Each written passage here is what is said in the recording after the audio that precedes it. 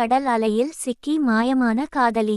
பரிதவித்த காதலன். Viral video. ரஷ்யாவின் சோச்சி நகரில் லிபெட்ஸ்க் நகருக்குச் சென்ற பெண் ஒருவர் ரிவேரா கடற்கரையில் அலைகளில் அடித்துச் செல்லப்பட்டது பெரும் சோகத்தை ஏற்படுத்தியுள்ளது.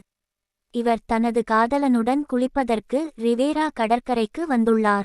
காதலனுடன் விளையாடிக் கொண்டிருந்த போது பெரிய அலை வரவே காதலன் காதலியை பத்திரமாக பிடித்து அலையில் இருந்து வெளியே வந்தார். அப்போது மீண்டும் ஒரு பெரிய அலை அவர்கள் இருவரையும் தாக்க காதலன் காதலியை விட்டு கரை ஒதுங்கினார்.